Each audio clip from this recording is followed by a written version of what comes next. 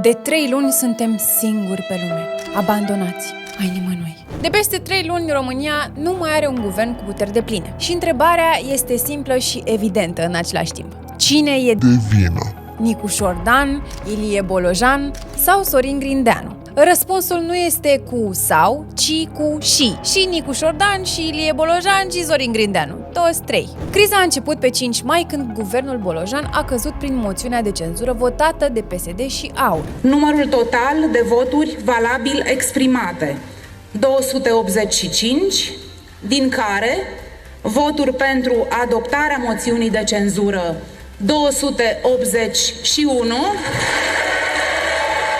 Deci, PSD a apăsat efectiv butonul care a dărâmat guvernul. Ei, și de acolo începe partea mai interesantă, așa. Nicușor Dan a încercat de 2 ori să găsească un premier. Mai întâi Eugen Tomac, apoi Adrian Veștea. Niciunul n-a reușit să formeze un guvern. Tomac nici măcar nu a mai ajuns la vot. De Veștea nici n-avem ce să mai zicem. Doar uitați-vă la el după votul din Parlament.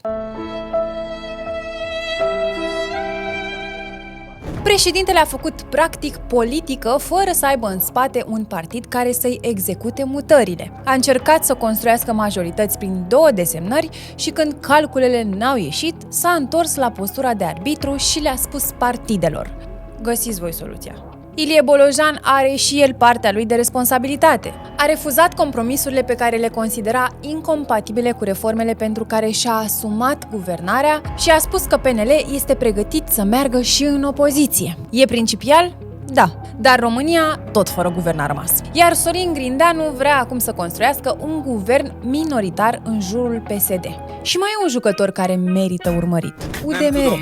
Partidul lui Kelemen Hunor rare ori conduce atacul, dar are talentul să apară exact acolo unde se decide scorul. Iar în ultimile luni și-a păstrat suficientă ambiguitate cât să poată negocia cu tabăra care ajunge cel mai aproape de majoritate. Dacă în septembrie se va construi un guvern în jurul PSD, UDMR va fi mai mult ca sigur partidul care decide instalarea acestuia la Palatul Victoria. Singura variantă, să încercăm să facem un acord parlamentar pentru a susține un guvern PSD. Potrivit informațiilor explicativ, se lucrează deja la o formulă cu PSD-UDMR, minorități și voturi luate din alte zone ale Parlamentului. Iar în PNL există oameni care încep să considere că partidul se duce în cap dacă rămâne blocat în interimat sau dacă ajunge în opoziție. Ei bine, pe 1 septembrie Parlamentul revine în sesiune obișnuită și negocierile intră așa într-o linie dreaptă. Totul depinde însă de Nicușor Dan. Președintele este cel care are obligația să numească noul premier. Cine să fie, cine să fie.